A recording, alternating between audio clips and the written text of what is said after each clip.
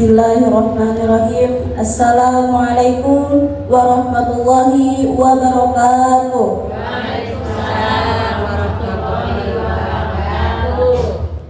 Alhamdulillahirabbil alamin. Wassalatu wassalamu ala asrofil anbiya'i wal mursalin sayyidina wa nabiyyana wa maulana Muhammad ibn al-Qasim al-Amin wa ala alihi wa sahbihi ajma'in. Amin.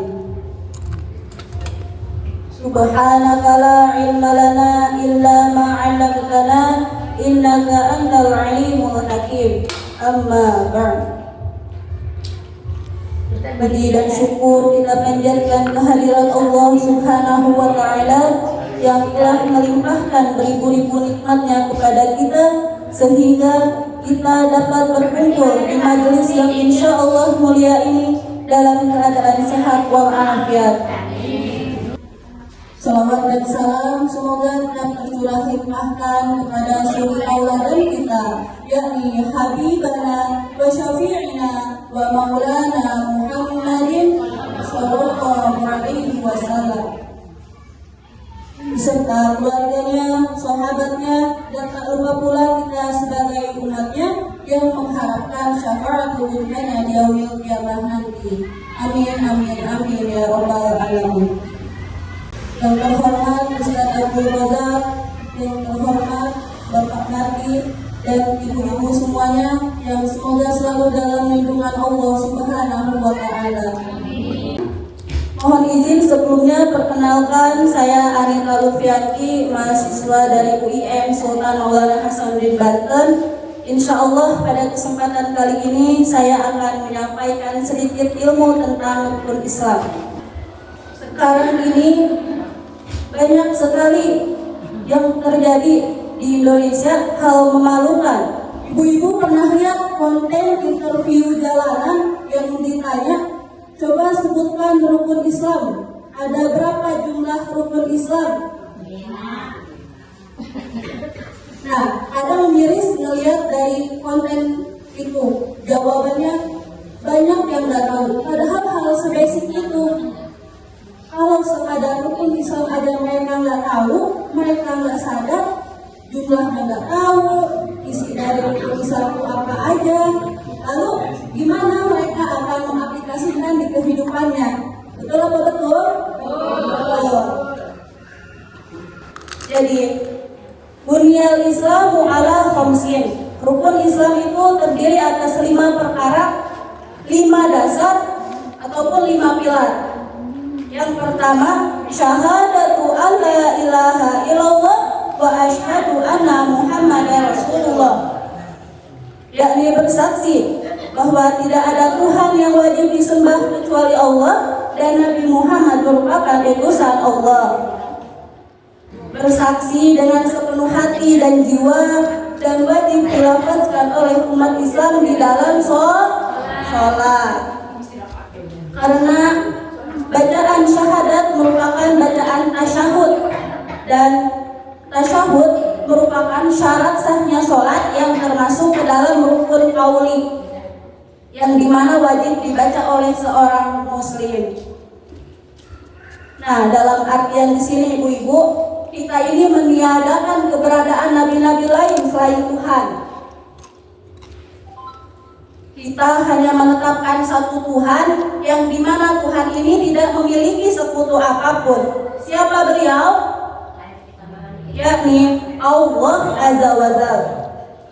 Selain itu, kita juga wajib meyakini bahwasanya Rasulullah Shallallahu Alaihi Wasallam merupakan utusan terakhir.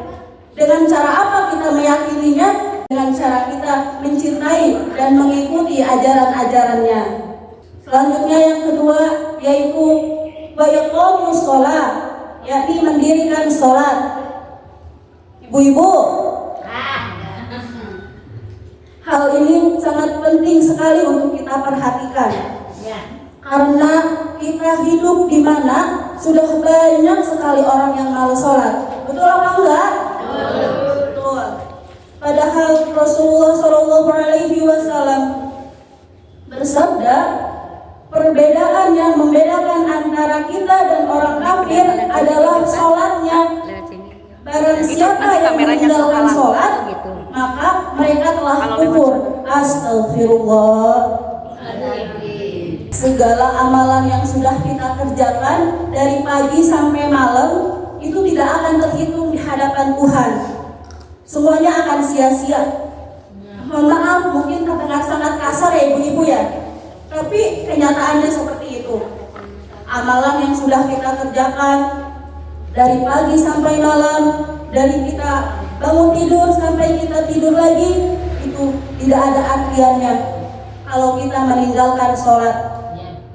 Karena Rasulullah Shallallahu Alaihi Wasallam bersabda, di hari kiamat nanti hal pertama yang akan diperhitungkan adalah sholatnya. Betul nggak? Betul.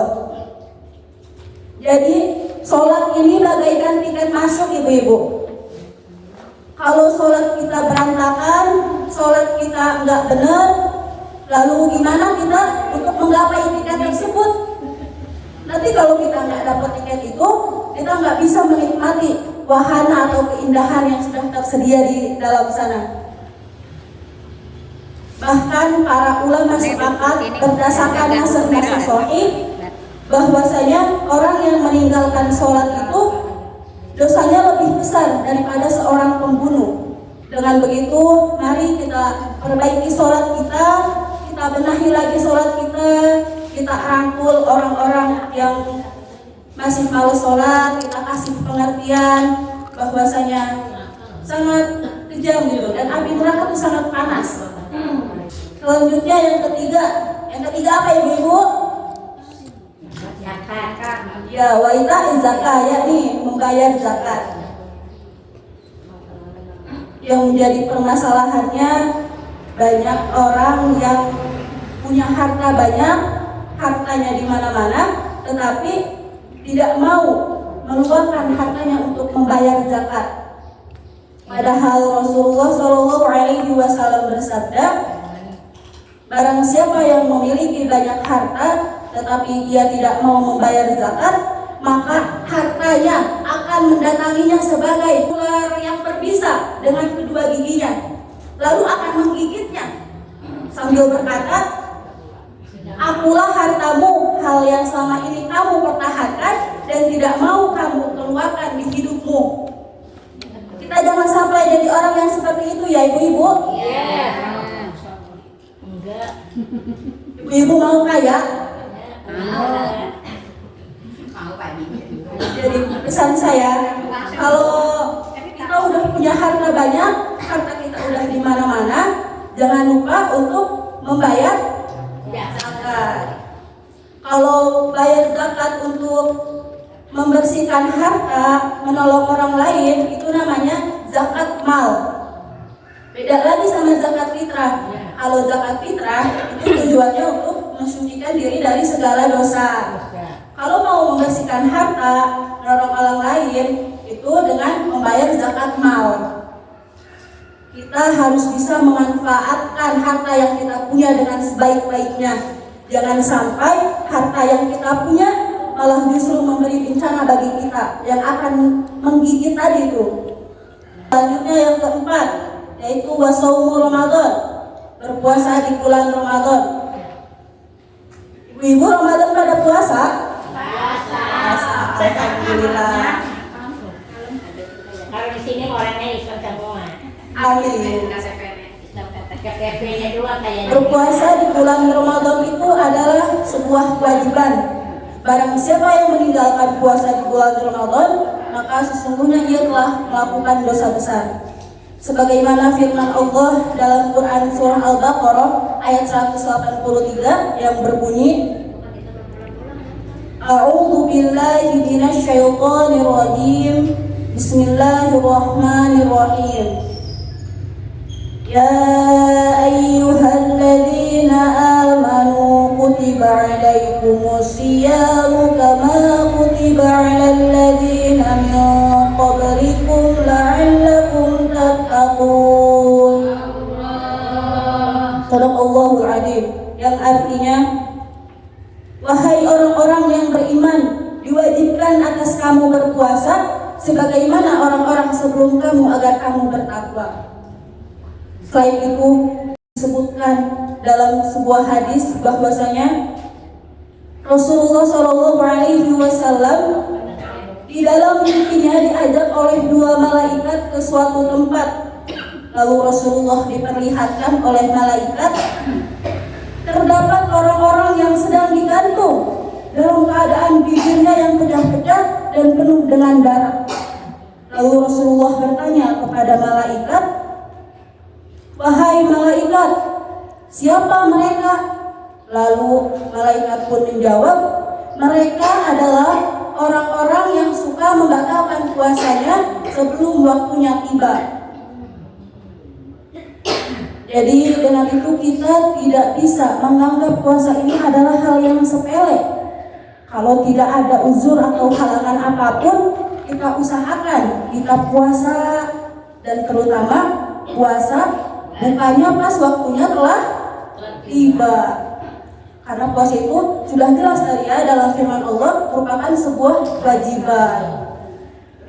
Selanjutnya yang kelima yaitu wa hajjal baiti man istata'a ilaihi sabil, yakni pergi untuk menunaikan ibadah haji. Di sini yang menjadi permasalahannya, banyak orang yang Allah mampukan untuk melaksanakan ibadah haji tetapi mereka melalaikannya. Padahal Rasulullah telah bersabda, barang siapa yang meninggalkan haji dengan alasan malas atau apapun itu padahal dia mampu, maka mereka sama saja seperti orang-orang Nasrani ataupun Yahudi. Iya, kita mau nggak meninggalkan udah ngelaksanakan. Karena tidak ada yang lebih menyeramkan selain mati dalam keadaan tidak Islam. Na'udzubillahi min dzalik. Jadi kesimpulannya, Islam itu dibangun atas 5 perkara. Diibaratkan sebuah rumah nih ya ibu-ibu, kita itu memiliki 5 tiang.